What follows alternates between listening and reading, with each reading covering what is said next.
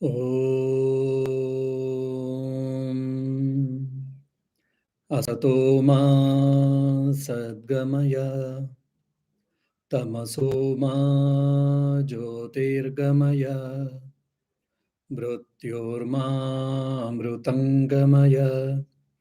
Om Shanti Shanti Shanti. May we shall travel from unreality to the reality, from ignorance to the knowledge, and from death to immortality. Om, peace, peace, peace. Dear devotees, we were seeing in the last class what is the power of Maya. Maya has got two power. One is called Avarna Shakti, the power of covering. The other is Vikshepa Shakti, the power of projection. And this Vikshepa Shakti is at the cosmos level, cosmic level it works. Why we are able to see this world? Because it has been projected according to the Advaita Vedanta non-dualistic philosophy. But the Avarna Shakti exists with every individual being. That's why we are confused. Lack of discrimination, lack of Viveka, and we suffer. So Advaita Vedanta, and also including Vedic philosophy or Vedanta, they don't say that because we are living in the world, we are living in the body, that's why we are suffering. They don't accept it. Neither living in the world, nor in the body, nor any social or professional problems will not create the problem or sufferings. Rather, it is because of ignorance. What is ignorance? I think in the previous class, very nice, we discussed about it. One is we are thinking that the security and all the happiness, joy, peace, everything we get from the world are the objects of the world. The first point, we are thinking that. And second thing, we are depending on that. That's why we are suffering. The reliability, the real security, or the real joy, none of them we can get from the world or worldly objects. Rather, it can be God from the God or self.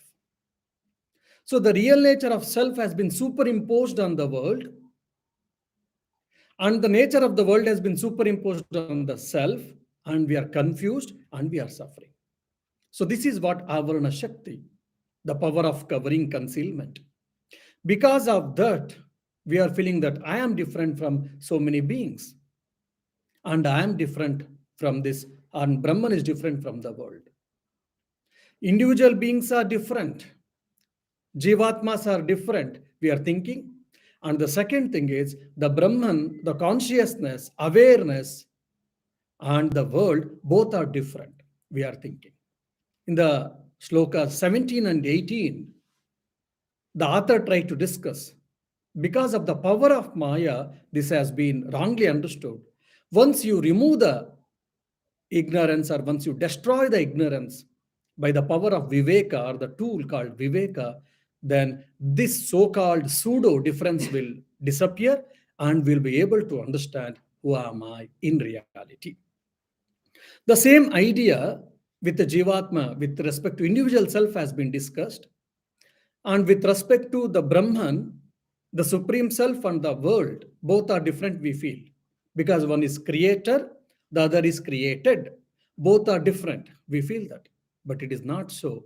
That idea, that is Tat, Tattvamasi Tat, the Tat has been discussed in the 19th verse. Let us try to understand. Atrapi आवृत्ति नाशेन विभाति ब्रह्मसर्गयोः भेदः तयोर्विवेकः स्यात् सर्गेण ब्रह्मणि क्वचित्. Even in this case also means what? It refers to something else back with respect to individual self and now with respect to Brahman and the world also. The distinction, differentiation, whatever we make between the Brahman and the phenomenal universe, it gets disappear. How? When the willing power has been disappeared. Means the Maya Shakti has been removed. Therefore, the change is perceived in the phenomenal universe because of this veiling power, but never in the Brahman. So that's what I'm telling. So the problem is not because of the Vikshepa Shakti, the power of projection, rather, it is because of Avarna Shakti, the power of concealment. The rope was appearing as a snake, and that's why my heartbeat got increased. I got fear, I shouted, I brought a stick, all the reactions happened. Whereas what happens with the realized person and the ordinary person?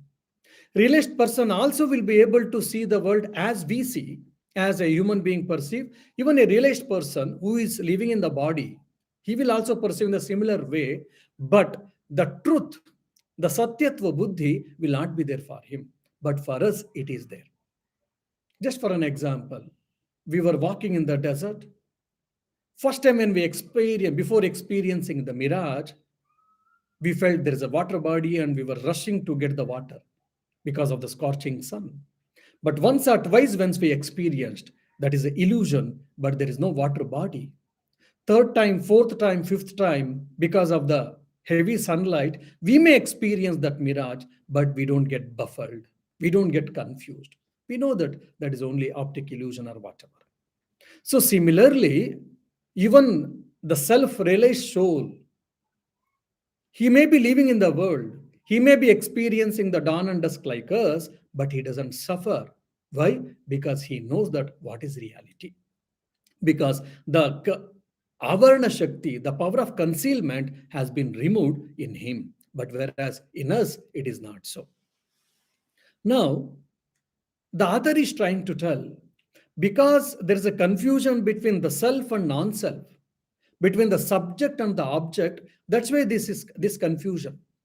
Once, with the help of Viveka, the tool, if you can separate both of them, then the ignorance is destroyed, it is removed, then you will be the happiest person wherever you may be.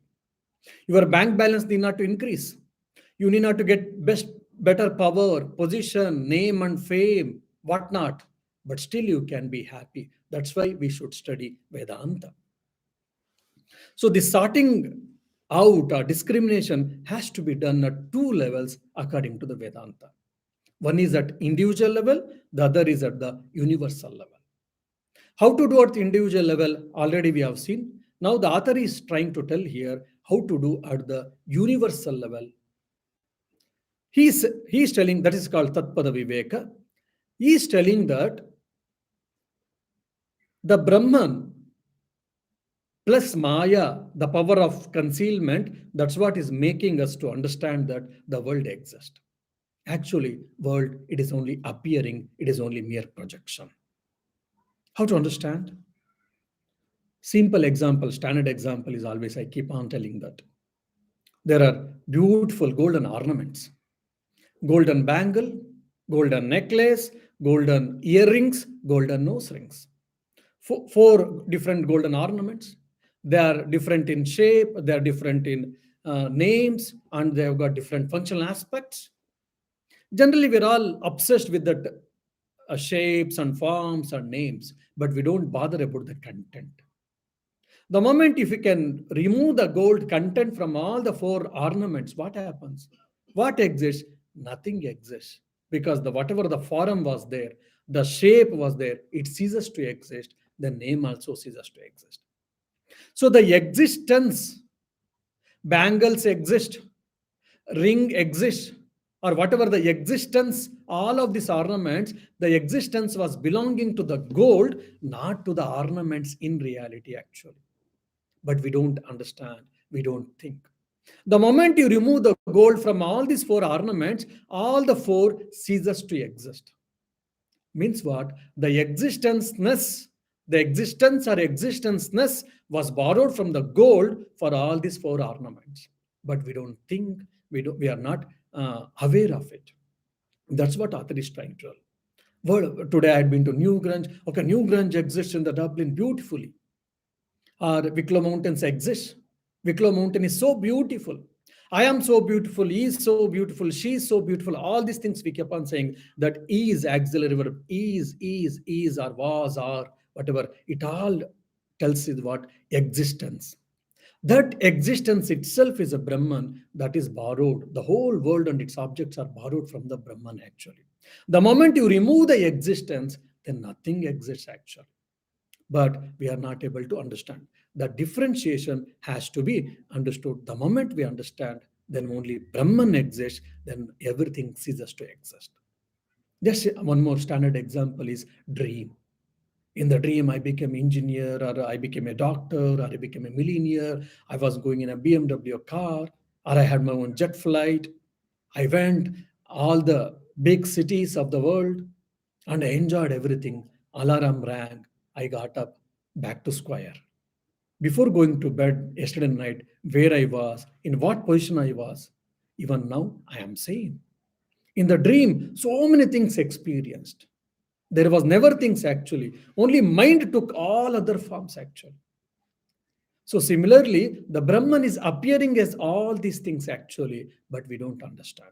The moment when you understand the world exists or world is existing, fine. That is refers to what existenceness that has been borrowed from the Brahman. I am aware of so and so. That awareness itself is borrowed from Brahman. I am enjoying a wonderful Baskin Robinson ice cream. The happiness doesn't exist in the Baskins and ice cream, but rather in me. Oh, I like beautiful chocolate ice cream. Someone say chocolate ice cream, not good. Maybe vanilla, someone may say butterscotch, someone say maybe strawberry. How it is? If I am liking chocolate ice cream, everyone should like chocolate ice cream because I'm feeling happy. Happy doesn't exist in the ice cream, happy exists in me. I am superimposing it on that. So that is my real nature, that happiness. But unfortunately, we don't understand that happiness doesn't exist in the things, exist in me. That is my real nature. Similarly, even the happiness, whatever, when I see some beautiful scenery, I feel so happy. Fine, you enjoy it, no doubt, but that real happiness doesn't exist in scenery. Actually, I am superimposing because that is the nature of the Brahman, that happiness, muda, ananda, whatever we say in Sanskrit. So, in this present shloka, the author is trying to tell that the Brahman and the world, whatever both are different and we are keeping different existence, all these things, the world's existence is depending on the Brahman actually. The moment you remove the Brahman, of course, we cannot remove it, argument's sake. If you remove it, the world ceases to exist. But we are mixed up and we are suffering, we are struggling, or we are confused. So, better you understand that whatever you are seeing, the whole world, it is nothing but the name and form. The basic existence is borrowed from the Brahman. Probably one more example I will give, and next sloka I will go. For example, yesterday we had a Purnima, full moon day. Wonderful moonlight I was enjoying. Wonderful moonlight, we probably moonlight dinner we could have arranged. Fine. Wonderful moonlight, we are enjoying that. That moonlight, is it the light from moon which is emitting? Is it from its own? No, it is borrowing that light or energy from the sun actually. Otherwise, if sun doesn't give the energy, light, moon doesn't have its own light. It is not self-luminous. Sun is self-luminous and moon is not. Moon is borrowing the energy from the sun and that's how it is shining. So similarly, the world has borrowed its existence from the Brahman and it is existing. It is appearing to exist, but the real existence belongs to Brahman, not the world. So there is no actually two things called Brahman and the world. Only Brahman exists. Brahman has been projected as the world or its object. That's what has been told in this sloka. This is Tat Padartha. So Tat Pada and Tvam Pada, these two things, they do discrimination and they make us to understand that there is no difference essentially between individual self and supreme self and Brahman and the world. There is only one entity, there is only one reality, there is only one consciousness. That is what the ultimate goal of the Vedanta, where it is trying to take us. Now, next 20th verse, this is often quoted shloka. It is a wonderful shloka. So, how the identity between thou and that, identity between tat and tvam has been try to explain in the 20th verse. Asti bhati priyam rupam nama cheti amsha panchakam adyatrayam brahma rupam jagadrupam tatodvayam. Every object or every entity in this universe or in the creation has five characteristics. What are that? Namely, asti, that is existence, bhati, cognizability, priyam, dearness or attractiveness, rupam, that is form, nama, that is name. And of these, three belongs to Brahman and the next two belongs to this mundane world. So one is existence, cognizability, the dearness or attractiveness, name and form, five things. The first three belong to Brahman and the second two belongs to the world. What is this? We shall try to understand. Probably what is the difference between Satchit Ananda, Astibhati Priyam, Satyam Shivam Sundaram, Satyam Gnanam Anantam? All are similar words. Sat, existence, Asti, existence, Satyam, truth, again it is existence. Then Bhati, Bhati means it is actually here cognizability. And Chit, awareness, consciousness, Shivam, and Gnanam. All these things are synonyms in Upanishads at different times they are used. Then Priyam. Priyam means what? Dear, or liking, or attractiveness, we say. The same idea we can understand by Ananda, Sundara, Ananta. All these are again synonyms. So these are the characteristics of, it is the nature, not the quality, it is the nature of the Brahman. Existence, consciousness, bliss absolute. That's what we are trying to tell. Then what is the nature of the world? If you say it is Namarupatmakam Jagat, that is name and form. The chief characteristics of Maya, chief characteristics of the world. What is that? Name and form.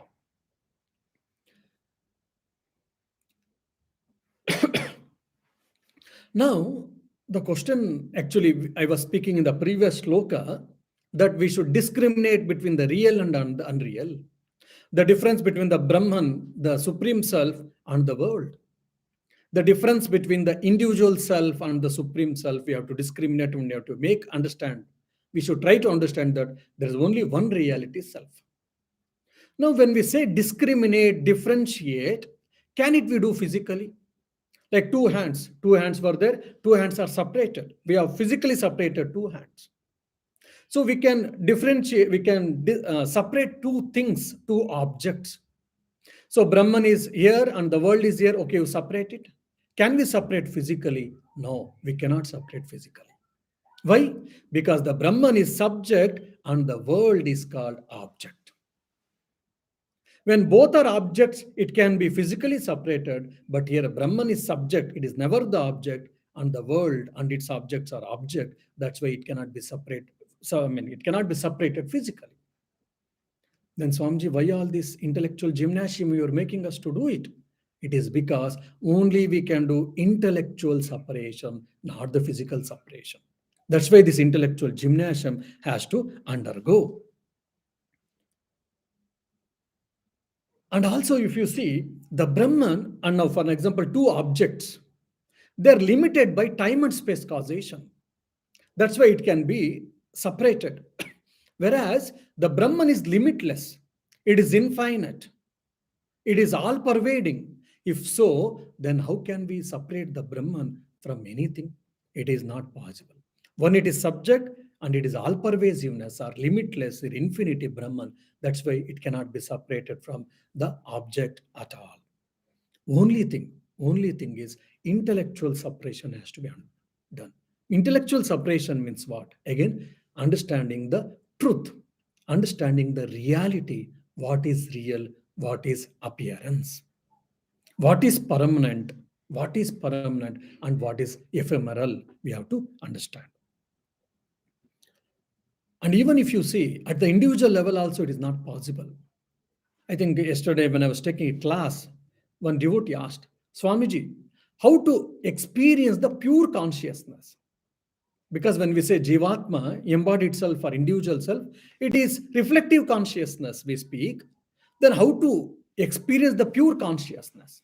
When can I experience the pure consciousness? That was our question. It is very interesting question. I told it is never possible. Why? Because in the during waking, because three states of existence we have got. That is waking state. In the waking state, we can't experience. In the dream state, it cannot be. In the deep sleep state, again, it is not possible. Then where to experience the pure consciousness? Even they say in Nirvikalpa Samadhi also causal body exists. When causal body exists, then where is the point? Where is the possibility of accepting the, I mean, experiencing the pure consciousness? It is not possible. Only at the Nirvikalpa Samadhi to certain extent possible, but problem comes what happened there. There is no mind there, so there will be no experiencer.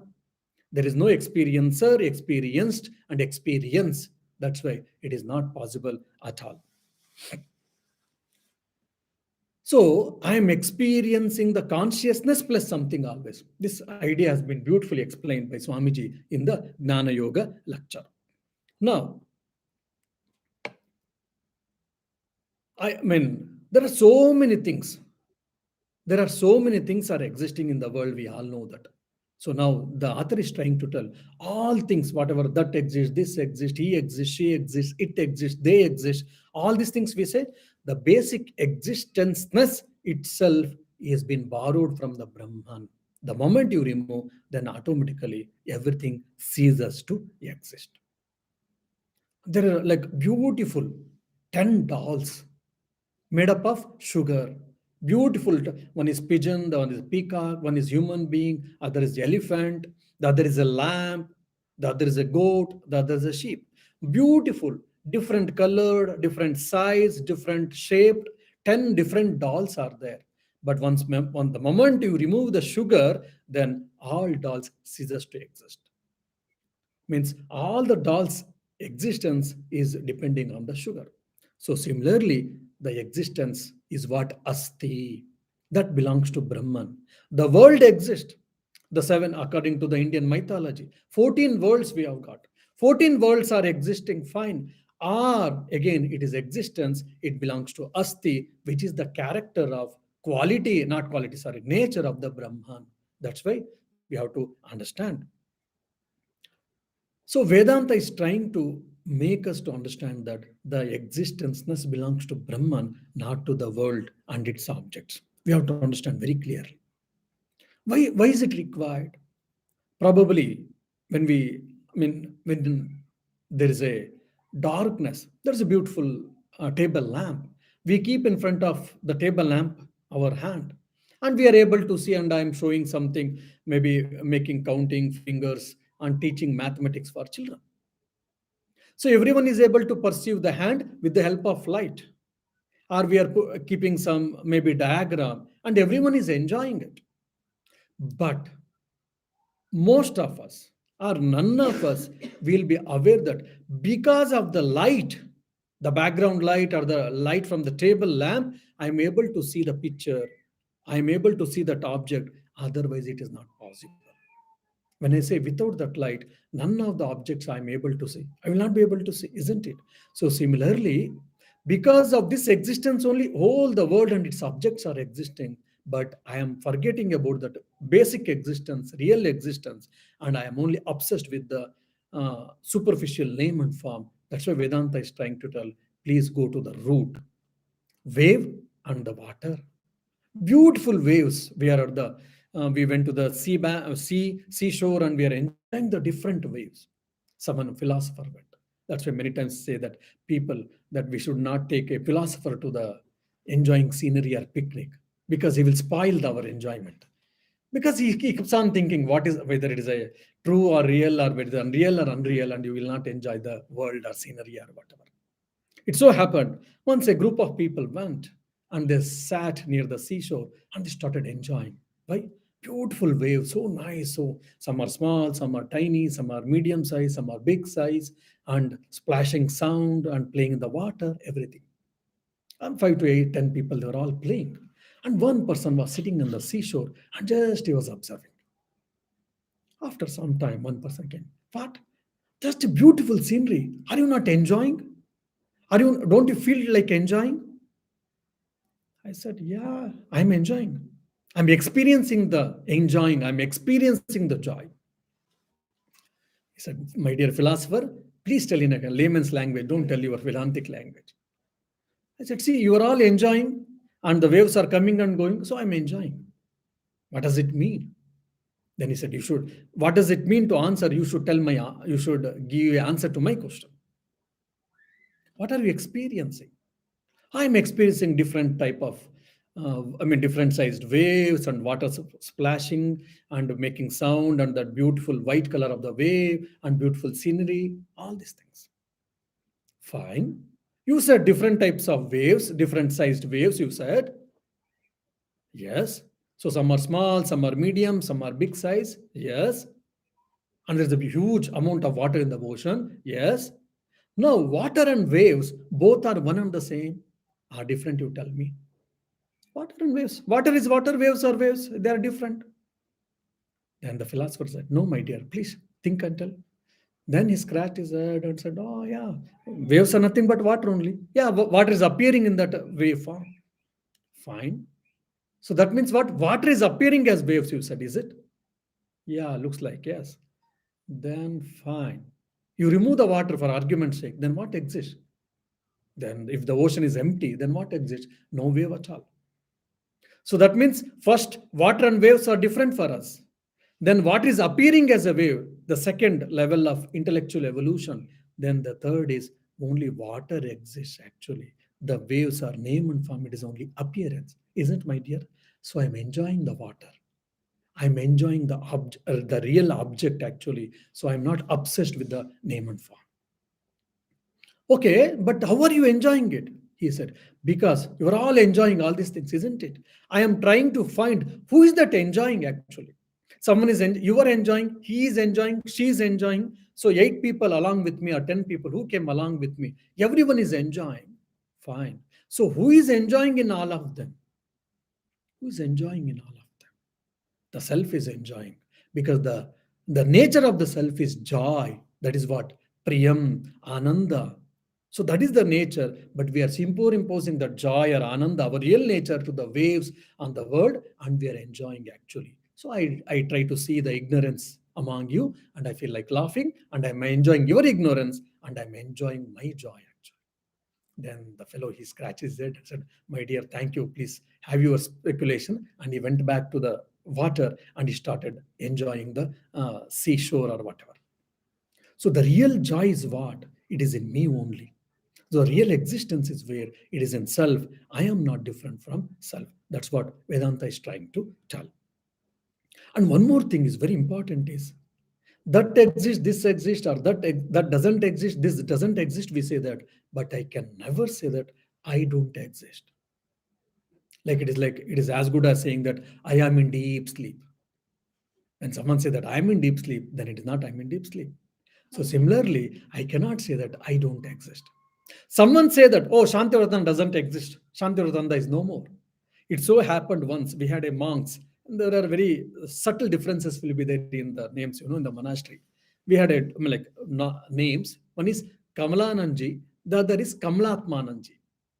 Kamala, Kamalatma. Only Atma is different. Difference, that's all. Kamalanji and Kamalatmanji. Actually, Kamalatmanji, for an example, argument's sake, he passed away. The devotee, he didn't understand this difference between Kamala and Kamalatma. He sent the condolence letter for Kamalanji, actually. And he said, and he replied an email. Thank you, my dear devotee. You sent a condolence letter. I'm so fortunate. After my death, any of you would have sent. I'm so fortunate to enjoy my condolence letter. After my death, how the condolence letter will be in my name. But people can say that I don't exist, but I cannot say that I don't exist.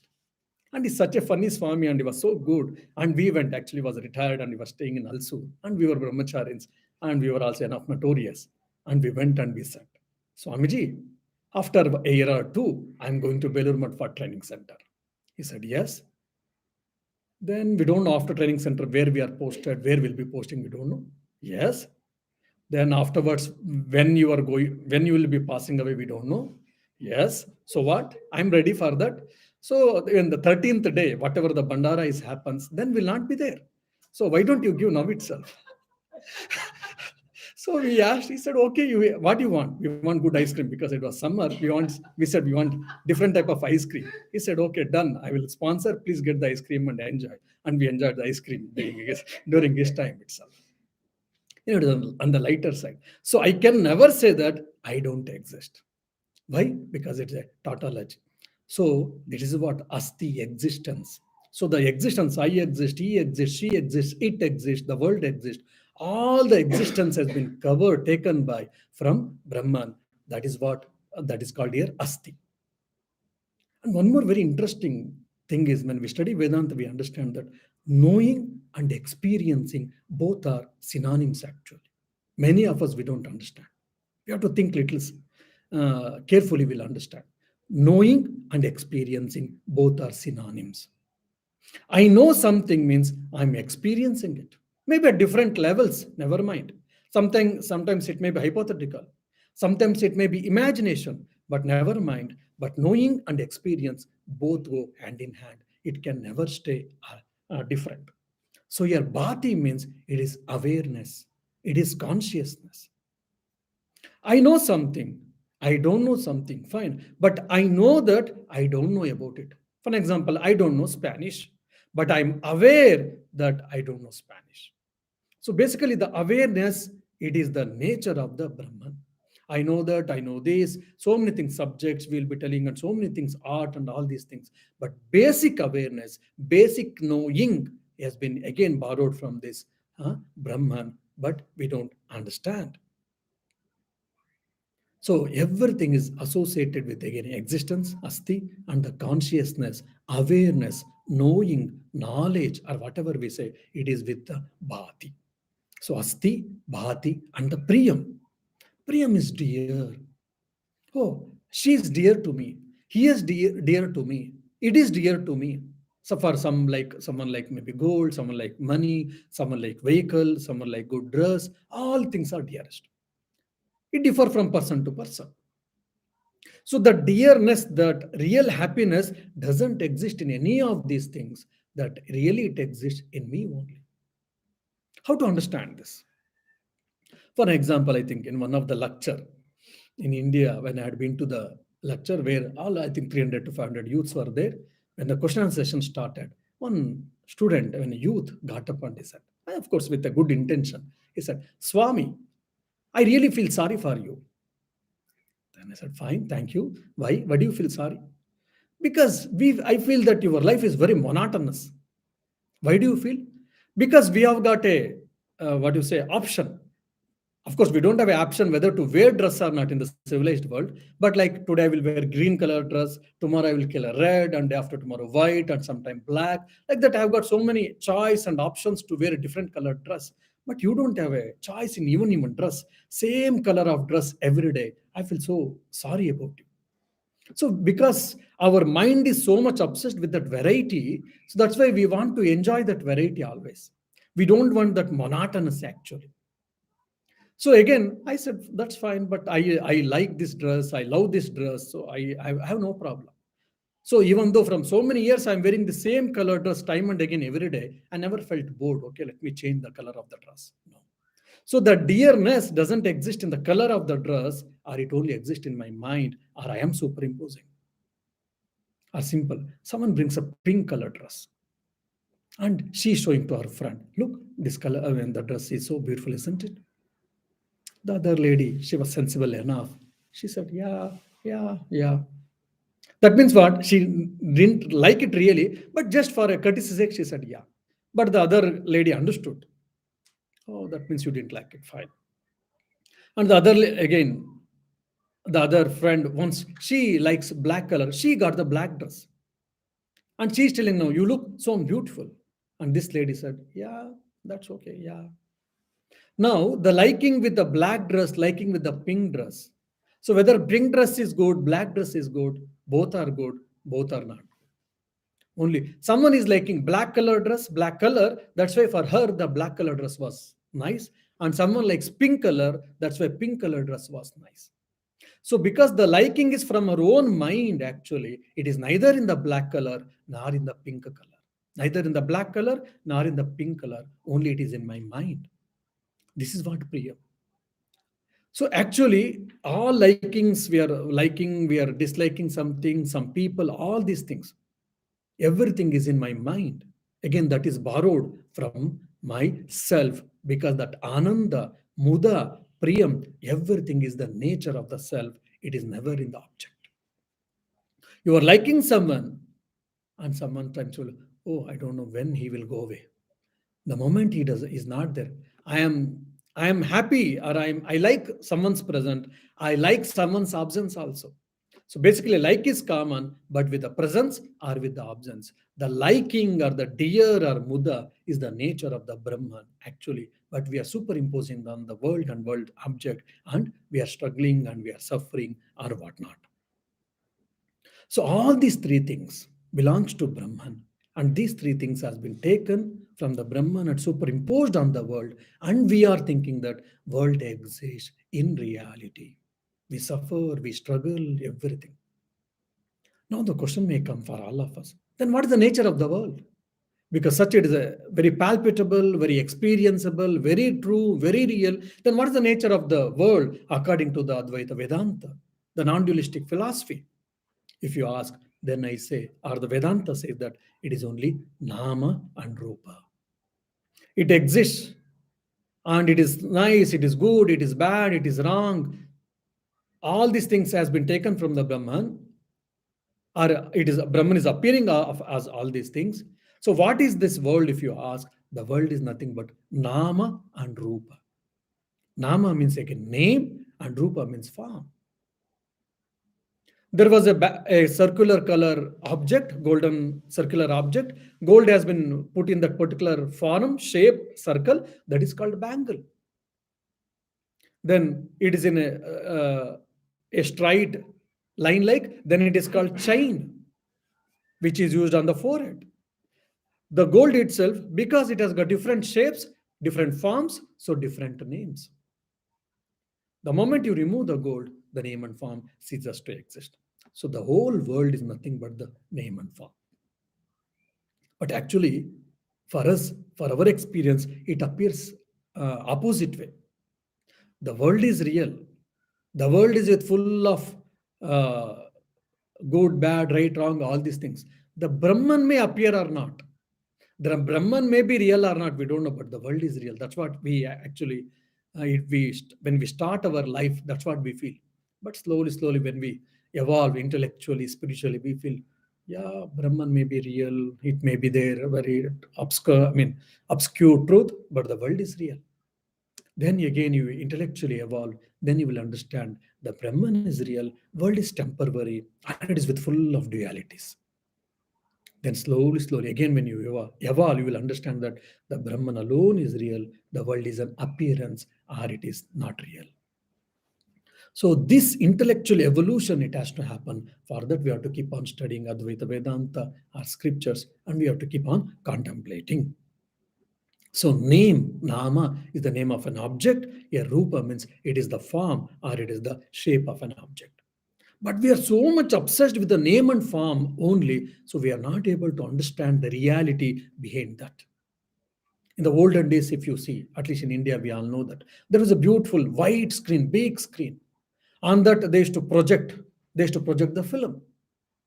If the small boy, if you take to the such theater small children, out of innocence, they may ask, oh, I saw the beautiful white cloth before that. Now there is a fire in the film. What will happen to the screen? That white cloth.